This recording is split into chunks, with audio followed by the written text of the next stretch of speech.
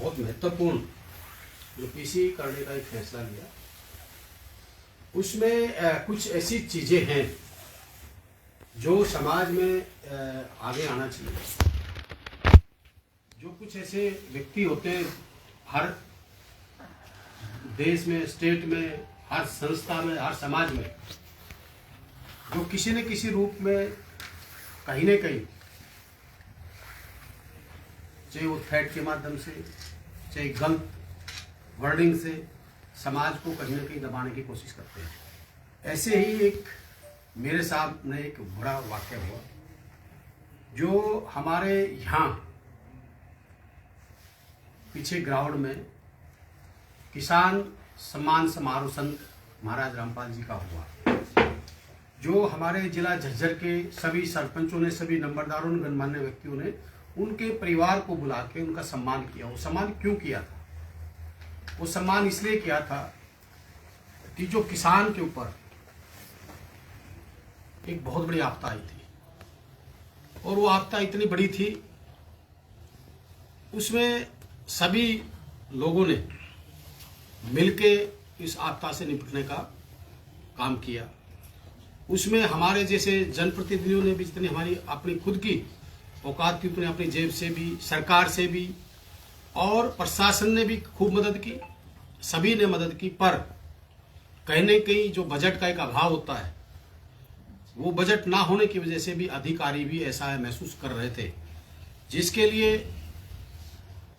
संत महाराज रामपाल जी उन्होंने इस समाज, जो किसान कौम, गरीब, मजदूर, हर उस वर्ग के आगे आके अपना हाथ बढ़ाया कि मैं इस दुख की घड़ी में पूरे देश में, ये नहीं हरियाणा की बात करो, पूरे देश में उन्होंने अपने सेवकों की सबकी ड्यूटी लगाई और समाज में आके आगे हाथ बढ़ाया। तो उसी कड़ी में बादली हलके में छोटे छोटे गांव में किसी में 10 मोटर, किसी में 12,000 फुट पाइप, किसी में 20,000 फुट पाइप, अनेकों गांव ऐसे हैं उन्होंने किसान कौम को बचाने का काम किया।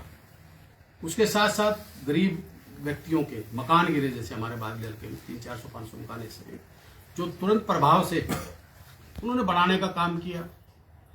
तो जब अगर जो व्यक्ति मेरे काका ताऊ, मेरे परिवार की दुख की घड़ी में कुछ साथ देता है, तो मेरा फर्ज, मैं आसान फरोमर्स नहीं हूं, मेरे बादली हल्के के मेरे काका ताऊ, मेरे परिवार की जो मदद जिन्होंने की, और वो मुझे ये कहें कि भाई इन्होंने हमारी मदद की और बहुत अच्छे तरीके से मदद की, तो मैं क्यों नहीं, मैं कोई नमक हराम नहीं हूं जो मेरे परिवार की मदद करता हो और उसका मैं थैंक्सफुल ना हूं, मैं उसका धन्यवाद ना करूं। इसी कड़ी में जब ये फंक्शन हुआ तो मेरे साथियों ने कहा कि जी आपने वहां आना है। मैं गया और मैं पहली बार, मैंने आज तक ना मैं किसी इस प्रकार के फंक्शनों में गया, ना मैंने कोई ग्रुप बनाया, ना कोई मेरा, चाहे कोई भी बड़े बड़े संत है, मैं किसी संत, हमारे देश में बहुत महान संत हैं, मैं किसी की भी ना कोई निंदा करता, ना कुछ शोर करता, पर ये जरूर कहूंगा कि संत रामपाल जी ने जो आगे आके हाथ बढ़ाए, जो जनता की सेवा की, तो मेरे मन में भी ये हुआ कि भाई अगर कोई व्यक्ति, देखिए, दिल से अगर सेवा समाज में करता है, तो मैं भी ये चाहता हूं कि हमारा भी फर्ज बनता है उसका आभार, उनका धन्यवाद करना चाहिए। जो अपना कौन है जो अपने बुरे वक्त में काम आता है? अगर अपना कोई सगा भाई अपने काम नहीं आ रहा है तो अपने किस काम का है? तो आज वो समाज में हमारे लिए आगे आया। मैंने बिल्कुल ठोक के कहा कि भाई मैं आज दिल से, कोई राजनीतिक नहीं, भाई जिसने मेरे काका ताऊ, मेरे परिवार की मदद करी है, मेरा खून का एक एक कतरा आप लोगों के लिए समर्पित है। और मैं किसी मंच पे कभी भी नहीं गया, पर मैं आज पहली बार, मैंने आज तक संत रामपाल जी का फोटो सिर्फ और सिर्फ होर्डिंग में देखा है, मैं कभी आज तक मिला नहीं, उनके किसी परिवार से नहीं मिला, किसी उनकी संगत से नहीं मिला, पर जो उन्होंने काम किया, तो मैंने बिल्कुल, मैं तन मन धन से समर्पित भाव से समर्पित हूं। जहां तक जो फिर उसके बाद में मेरे पास यूपी से कॉल आता है, रामचंद्र यादव अपना उन्होंने नाम बताया, कानपुर के रहने वाला था। उन्होंने जो बातें करी, मैं आपको ऑडियो रिकॉर्डिंग सुना दूंगा सबको, मैंने पुलिस को भी दी है। वो कहीं न कहीं एक तरह गलत थ्रेट, गलत बोलना, मैं माँ बहन छोरी लड़की सबकी गालियां देना, बम से उड़ाना, मतलब जो एक हद जो होती है वो पार कर दी। तो मैंने इसी कड़ी में फिर मैंने कहा भाई ऐसे व्यक्ति जो समाज में हैं, हम तो उनके लिए गए थे धन्यवाद करने के लिए। उन्होंने अपने आप को कहा भी मैं भी संत रामपाल महाराज जी का भगत हूँ। मैंने इससे तुरंत इनके जो यहाँ के आप बंदे थे उनसे इनका नंबर लिया, जो कि भाई ये हम तो आपके यहाँ धन्यवाद करने के लिए आए थे, क्या आप हम धन्यवाद करना आते हैं तो आप हमारे को गोलियां मरवाई। तो इन्होंने बताया कि भाई हमारा इससे कोई लेना देना नहीं है। उसी कड़ी में मेरे पास एक हमारे हरियाणा के वरिष्ठ पत्रकार जो हमारे डिस्ट्रिक्ट से नहीं है वो आए हुए थे, उन्होंने वो बात सुन रहे थे। उन्होंने कहा कि विधायक जी एक आप नहीं हो, उन्होंने मेरे को हमारे बहुत सीनियर नेता संपत सिंह जी, बहुत सीनियर नेता है जो सिटिंग विधायक है, विनोद भैना जी, नरेश शेरवाल जी, रणधीर सिंह पनियार जी, और बलराज कुंडू पूर्व विधायक, सुभाष सुधा पूर्व विधायक, दिग्विजय सिंह चौटाला, और संजय है, काफी कप्तान चेयरमैन जुलाना है, पवन लाठर है, दलबीर किरमान है, ये काफी लोग हैं जिसको 20 से लोगों को इन्होंने धमकियां दी। पर मुझे तो इस बात का एक दुख हुआ कि इतने लोगों को धमकी दी,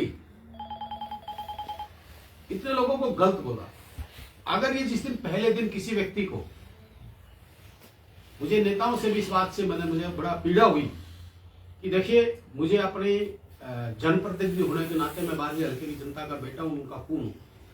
अगर मुझे अच्छे काम के लिए अपनी जान गंवानी भी पड़े तो मुझे कोई परवाह नहीं है, मैं किसी इस बात से नहीं डरता। मेरे को गुंडों ने भी खूब धमकियां दी, मैं अपराधियों के खिलाफ, नशे के खिलाफ मैंने कार्रवाई भी कराई है, मैं बोलता भी हूं। मेरे को अनेकों बार धमकियां आती है, मैंने आज तक कभी मीडिया या कोई एफआईआर रोज की कोई को किया नहीं। मैंने कहा जो होगा वो देखा जाएगा। पर जो व्यक्ति इतने लोगों को धमकी दे सकता है और वो लोग चुप रह जाते हैं, मैं तो कहीं ना कहीं हमारे जो नेता हैं, अगर पॉलिटिकल व्यक्ति जो जनप्रतिनिधि हैं, पुलिस है, अगर उनको थ्रेट आती है और वो व्यक्ति चुप होते हैं, तो ये समाज के लिए इन ऐसे अपराधियों को कि हौसले और बढ़ेंगे। जहां तक इसकी बात है, ये जो रामचंद्र जी है, इसका मैंने सारा रिकॉर्ड निकलवाया। ये एक रामचंद्र ही नहीं है, इसके पीछे कम से कम 10-15 लोग ऐसे हैं जो इस गिरोह को चलाते हैं। रामचंद्र को आगे कर दिया, जिसमें इनके खिलाफ एफआईआर रोज मैंने निकलवाया ना, पवन कुमार यादव है, एक संजय है, एक रामचंद्र जी हैं, और कई लोग और हैं जिनके इनके खिलाफ कई आपराधिक मुकदमे दर्ज है। तो ऐसे लोगों को अगर मैं छोड़ूं तो मैं कमजोर व्यक्ति हूं। मैं कहीं ना कहीं बादली हल्के की जनता का अपमानित करने का काम करूं। इस हिसाब से मेरे काका ताऊ ने, मेरे परिवार ने, बादली हल्के की जनता ने मुझे चुन के इसलिए भेजा था कि मैं गरीब की, मजदूर की, किसान की, हर उस वर्ग की आवाज को बुलंद करूं, उठाऊं। तो अगर मेरे को कोई व्यक्ति, मैं गलत करता हूं, मैं कोई बदमाशी करता हूं, मैं कोई चोर हूं, लुटेरा हूं, कोई मेरे में कोई गंदी आदत हो, तो मुझे डर लगे, मुझे मर्डर से डर लगे। पर और मैं आज आपको एक गर्व से एक चीज कहता हूं, मेरे ऊपर पूरी बादली हल्के का, पूरा हरियाणा की जनता का आशीर्वाद, प्यार है। मैं ना किसी बदमाश से डरता, मैं सच्चाई से, ईमानदारी से अपने रास्ते पर चलता हूं, और हर उस व्यक्ति की आवाज, चाहे वो कोई भी हो, चाहे वो जाट आरक्षण की बात हो, मैंने उसको भी आवाज को उठाया, चाहे हमारे राजपूत करणी सेना का मामला हो, मैंने उसको भी उठाया, चाहे हमारी हाई रेजिमेंट का उसका उठाया, चाहे वो 12 बिरादरियों का धोली का मालिक हक था, मैंने विधानसभा में उसको भी उठाया। तो मैं हर उस चीज को जो मुझे जायज लगेगी, चाहे किसान आंदोलन था, चाहे हमारे खिलाड़ियों का सम्मान की बात थी, चाहे हमारे पीछे जो बच्चियों के साथ बलात्कार हुआ, चाहे वो अपराधियों का था, मैंने हर मुद्दे में मैं उठाता हूं। मैं बिल्कुल निष्पक्ष भाव से इस बात को उठाता हूं। जहां तक आज ये जो बात हुई है, मैं जरूर नेताओं से भी कहूंगा कि आप लोग जनता के जनप्रतिनिधि हो। आजकल हर व्यक्ति किस चीज से डरता, अभी रिकॉर्डिंग कर ली, सोशल मीडिया डाल देगा, बदनामी होगी। नहीं, अगर आप ठीक हो, आप में कोई कमी नहीं है, तो हम इन चीजों से नहीं डरना चाहिए। उस व्यक्ति की मैंने 12 मिनट तक इतनी सहन की, और मैं आपके चैनल के माध्यम से कह रहा हूं, भाई मैं बिल्कुल भी ऐसे व्यक्तियों को बख्शने वाला नहीं हूं। और पुलिस का मैं धन्यवाद करता हूं, पुलिस ने तत्परता से, हमने अपनी पुलिस पे, अपने प्रशासन पे हमें पूर्ण रूप से विश्वास है, वो तुरंत प्रभाव से उन्होंने कार्रवाई की। मेरी सभी उच्च अधिकारियों से भी बात हुई और जो मैं डीजीपी साहब से भी, एडीजीपी सीआईडी से, मुख्यमंत्री जी से भी मैं मिलके इसके जो पूरा पर्दाफाश इसका मैं करने का काम करूंगा। जो लोग इसमें मिले हुए हैं, जो शरारत यहाँ हो रही है प्रदेश के अंदर, एक अमन चैन हमारा भाईचारा जो बिगाड़ने की कोशिश कर रहे हैं, ऐसे लोगों को बख्शा नहीं जाएगा। और उन्होंने कहा कि कानपुर, मैंने कहा है उस रिकॉर्डिंग में भी सुनना, मैंने कहा भाई मैं तेरे को चैलेंज करता हूं, मगर तेरे को कानपुर से उठाएंगे, तो कानपुर से उठाएंगे। और हमारी पुलिस पूरी तत्पर से, हमारा प्रशासन पूरा उसी दिन से इस मामले में लगा हुआ है। और दोषी को मैं तो कहता हूं, कोई भी जिस भी किसी व्यक्तियों को जो थ्रेट आती है, हम क्या करते हैं, हम डरते हैं। क्यों डरते हैं? ये इतने नेताओं को थ्रेट आई, अरे आप सत्ता के विधायक हो, आप लोगों ने कार्रवाई क्यों नहीं करी इनके खिलाफ? आप बड़े बड़े सीनियर नेता हो, सब चौधरी संपत सिंह कोई आज के नेता है क्या? पढ़े लिखे, उसको इतनी गंदी गालियां दे रहे, मेरे को आंसू आ गई। हमने कोई गलत काम थोड़ी किया।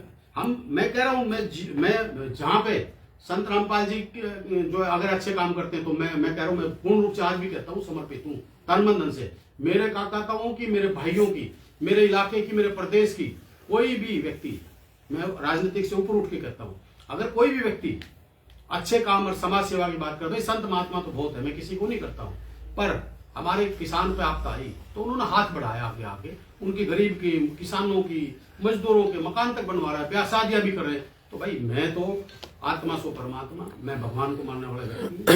मैंने आज तक जीवन में ना किसी का भला नहीं किया, तो आज मैं आपके माध्यम से भी कहता हूँ, किसी का बुरा भी नहीं किया, मेरे सामने आके कहे। तो भाई मैं आज ये आप लोगों के सामने इसलिए मैं आज आपके बीच में आया था कि भाई खासकर मैं नेताओं से भी रिक्वेस्ट करता हूं, ऐसे नेताओं ने, देखिए हरियाणा पुलिस, आर्मी फोर्स, कोई भी पुलिस है किसी भी स्टेट की, और पॉलिटिकल नेता, मुझे गर्व होगा अगर मैं अपने प्रदेश के लिए अपनी कुर्बानी भी दूं और अच्छे काम के लिए दूं, तो मुझे कोई भी मौत से डर नहीं लगता। मैं आज आपके चैनल के माध्यम से कहता हूं, और अपने बादली हल्के के गौरव को मैंने बढ़ाना, कहीं कमजोर नहीं करना। उन्होंने इतने लोगों को धमकी दी, कोई नहीं बोला, पर ये बादली की जनता का बेटा है।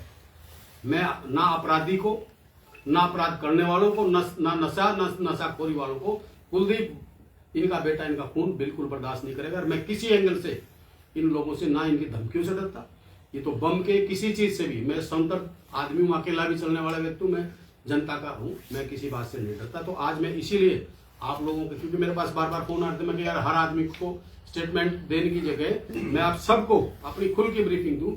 और ये जो लोग हैं, इसमें जो मैं मांग भी करता हूं डीजीपी हरियाणा से भी, एडीजीपी सीआईडी, हमारे होम सेक्रेटरी और माननीय हमारे मुख्यमंत्री जी से, कि इसमें ये जो गैंग बनी हुई है नीचे की, जो ये इस तरह के, ये भी एक अपराधी है।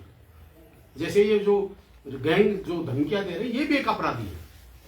इनके खिलाफ बड़ा एक्शन ले, और इन लोगों ने, सब ने इनके खिलाफ एफआईआर लॉन्च करानी चाहिए, क्योंकि इनको पता लगे कि पॉलिटिकल आदमी के साथ अगर तुम करते हो, तो आम जनता के साथ तो पता नहीं कितनों को क्या कर रहे होंगे। ये तो बड़े नामों को धमकियां दी हैं, जो छोटे नाम हैं उनको पता नहीं कितने लोग धमकियां मिल रही।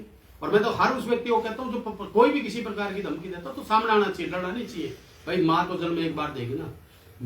मैं तो एक चीज कह रहा हूं, हानि लाभ अपयश जीवन मृत्यु किसी के हाथ में नहीं है, ये भगवान के हाथ में। जिस दिन उसने मेरी जहां लिख रखी है मरना, मैं वहां मरूंगा, कोई माई का लाल रोक नहीं सकता।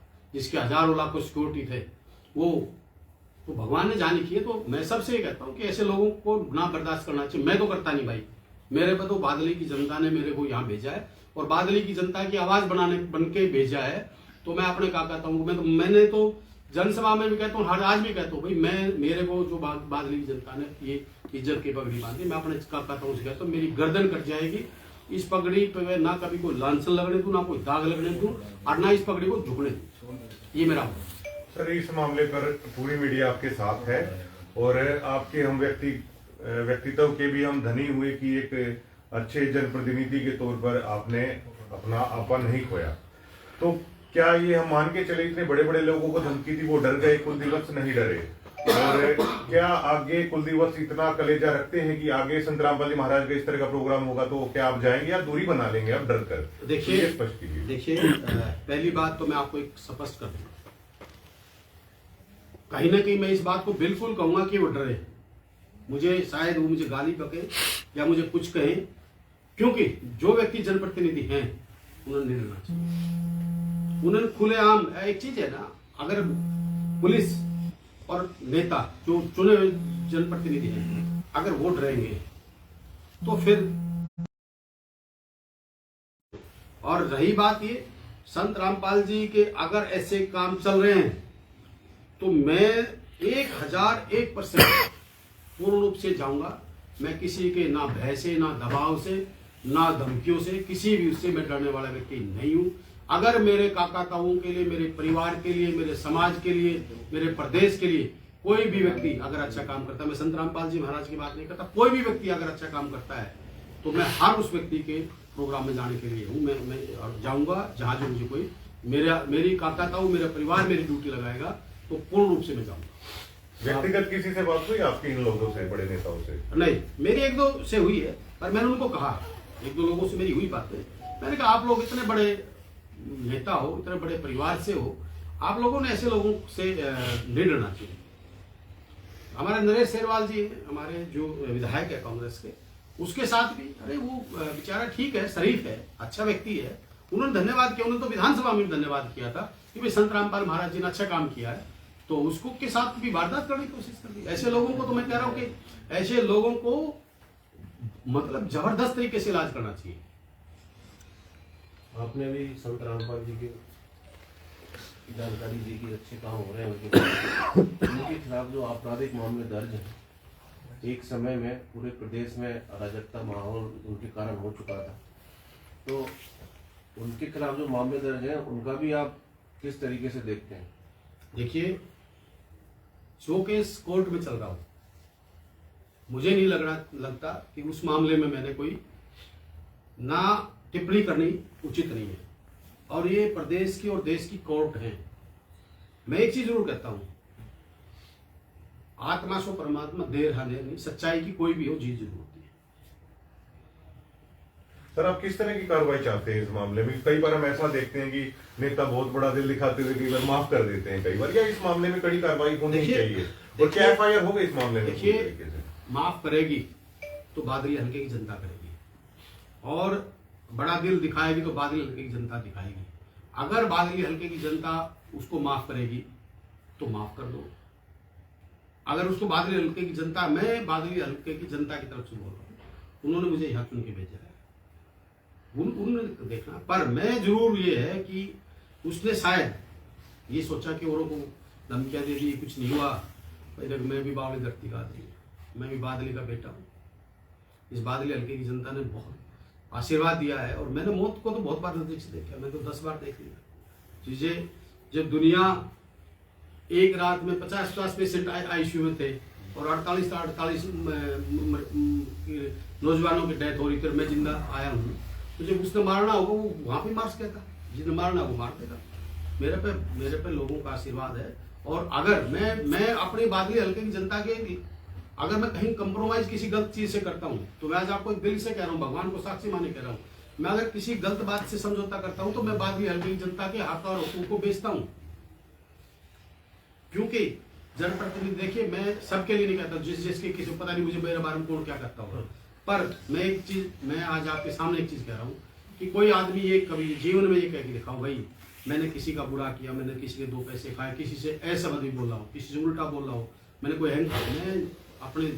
मैं अपने आप को एमएलए मानता हूँ, मेरी काका ताऊ, मेरे परिवार ने मुझे ये जिम्मेवारी दी, तो जब तक मेरे काका ताऊ मेरे जिम्मेदारी देते तो मेरी जिम्मेवारी को पूर्ण रूप से निभाने का काम करूंगा, डरने का काम नहीं। क्या सत्ता पक्ष के मुख्यमंत्री हो या उनके मुख्य सलाहकार हो, क्या आपको आश्वासन दिया गया है आपकी सुरक्षा को लेकर? क्योंकि आपकी सुरक्षा को भी बड़ा खतरा है अगर ऐसा है। देखिए, मेरी सुरक्षा भगवान करता है, और मैंने मेरे भाईचारे पे, और मैं एक चीज जरूर कहूँगा, सरकार से मुझे अपनी सुरक्षा की कोई चिंता नहीं है। मुझे ऐसे लोगों की जरूर इलाज की जरूरत है जो ताना बाना, जो प्रदेश में डर का माहौल पैदा करना चाहते हो, जो समाज को तोड़ना चाहते हो, ऐसे लोगों के खिलाफ कार्रवाई जरूर होनी चाहिए। आपने बताया कि बागी हल्के में रामपाल के द्वारा काफी काम हुए हैं, तो क्या आपने रामपाल की टीम को कोई डिमांड भी भेजे थे? देखिए, मैंने कोई डिमांड कुछ भेजी मैंने नहीं भेजी, मेरे सरपंच ने भेजी। मैं अपनी तरफ से कोई नहीं भेजी, कभी भी नहीं भेजी। मैंने तो अपनी जेब से जितना पैसा लगा मैंने भी लगाया, और मेरे काका ताऊ ने पता नहीं, हमारे बेटे ने हमारे साथ खड़ा रहा, जितना मैंने मेरा बल पड़ा। पर मेरा तो एक ऊँट के मुंह में जीरा डेढ़ वाला मैंने 60-70-80 लाख मैंने खर्च कर दिए। क्या वो उससे होना क्या था? मैंने तो एक मोटर दे दी, किसी को पाइप दे दी। जहाँ 20-20 मोटरों की 30-30 हज़ार फुट पाइपों की 50,000 फुट पाइपों की, वो मैं कहाँ से दे पा रहा? था ही नहीं मेरे पास, सरकार के पास नहीं था, मेरे पास तो। आपके हल्के में लगभग कितने लाख रुपए का सहायता राशि दे दी होगी? देखिए, मेरे जहाँ तक है, मेरी जो नॉलेज में है, करीबन 4 से 5 करोड़ रुपए के करीबन का उन्होंने बादल हल्के की जनता को सम्मान दिया। सबसे बड़ी बात एक और चीज़ है, महाराज जी के जो भी जिनकी उनकी टीम है, उन्होंने वो सामान जो मोटर पाइप, उनको कहा गाँव वालों को, इनको आप अपने पास रखो, कभी भी कोई आपदा हो। हसनपुर से मेरे से ईमेल कहा था जी, मैंने क्या लगे 20-30 मकान किसी गरीब आदमी का आप जो है हों ऐसे, तो आप दे दो, हम बनवा देंगे। तुम कहाँ से बनवा दोगे? मैं सोची कोई भाई बोला जी, वो रामपाल महाराज जी के हमने काफ़ी मकान बनवाए हैं, वो और कई गाँव में बन रहे हैं, तो आप भी दे दो। तो मेरे पास उधर के कुछ बैठे हुए थे कि मैंने कहा तो इनके मकान बनवा दो। तो ये भी जब मैंने पता लगी, फिर मैंने कहा ये बोला जी 3-4 मकान अपने बाद में हल्के बनवा दिए, खुद रोड़ी क्रेशर ये सारी चीज़ें भेज के। तो देखो, कहीं ना कहीं अच्छी बात है, कोई समाज के लिए आगे आता है तो अच्छी बात है। और कोई जो यहाँ के जो मैं इन किसी को भी नहीं जानता था, यहाँ के जिन्होंने बादल हल्के की मदद करी है जो किसानों के लिए, वो कमेटी भी यहाँ पे है। आप उनसे भी पूछ लेना उन्होंने किन किन गाँवों में क्या क्या दिया, ये आदमी क्या है, इनके मैंने इनके सारे प्रूफ निकलवाए, और मेरे को प्रूफ भी मैंने उनसे कहा कि भाई ये व्यक्ति है कौन जो मेरे को धमकी दे रहा है, तब ये सारे प्रूफ मेरे पास आए। तो जो भी किसी भाई ने कोई बात और मेरे से पूछनी है, कुछ करनी है, तो आप पूछ सकते हैं। कहीं ना कहीं रामचंद्र यादव जो है, आपको लगता है कि बीजेपी से तो जुड़े नहीं है?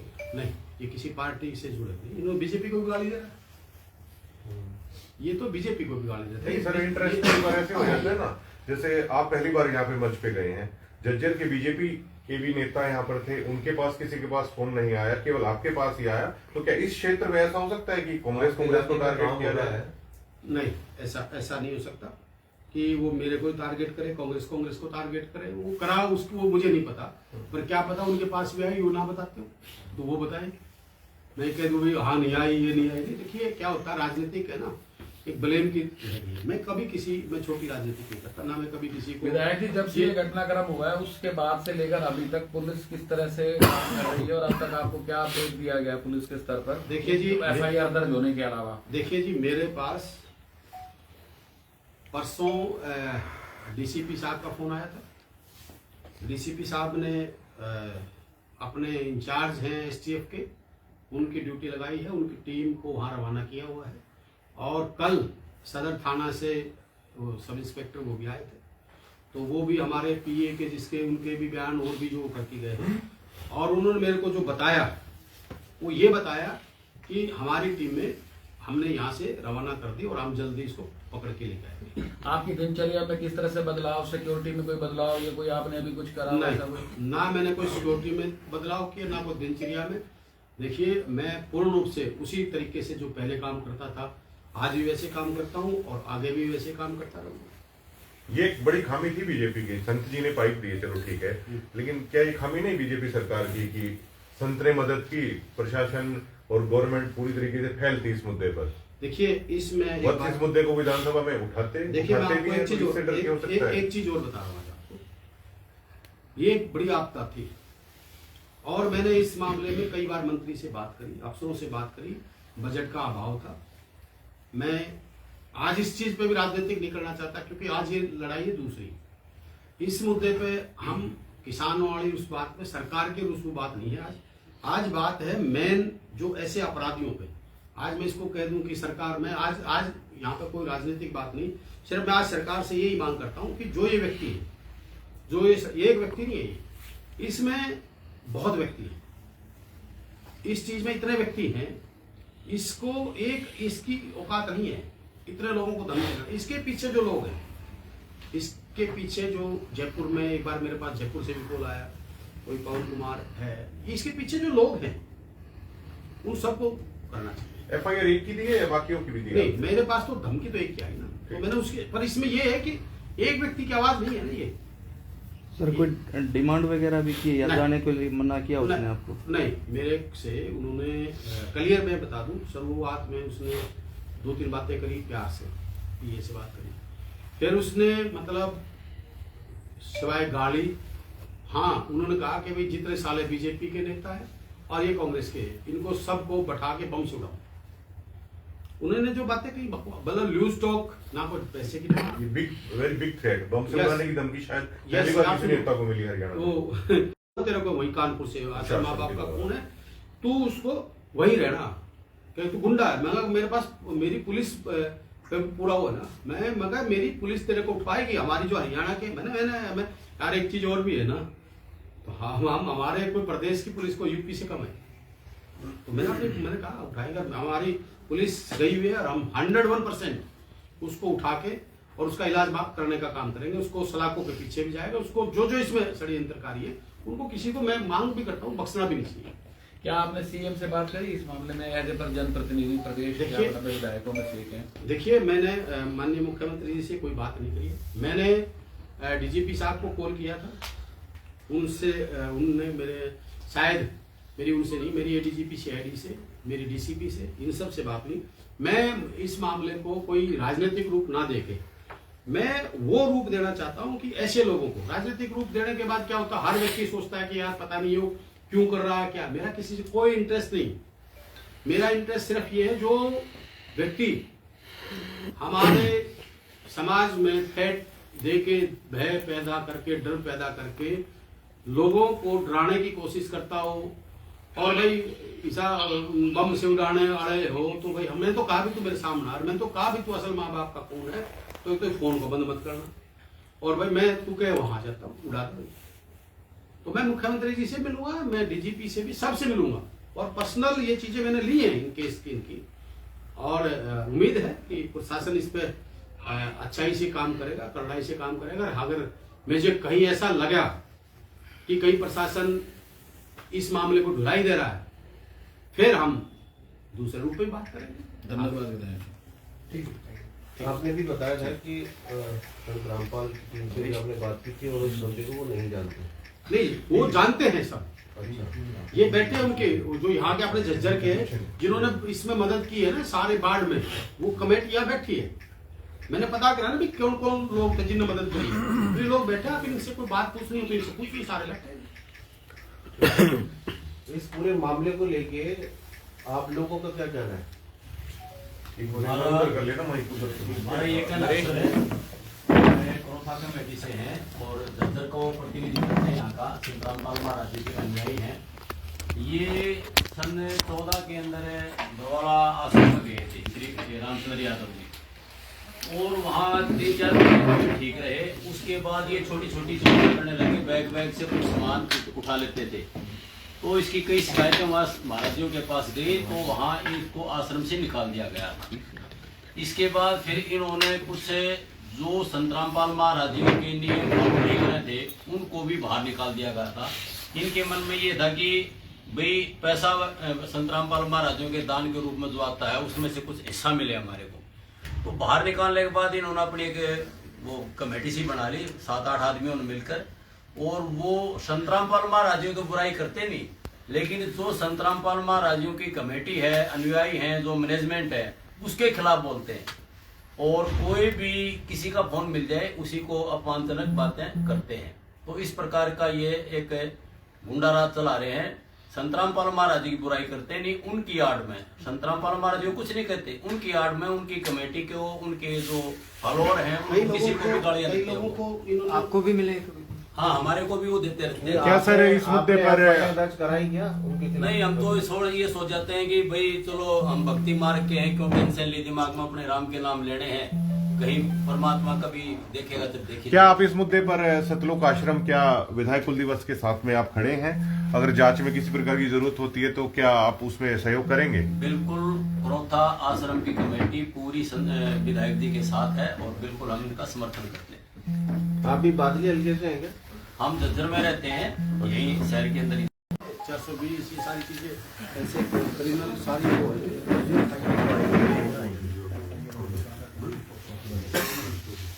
मैं चाय पिला दो सबको। कॉपी दे लो।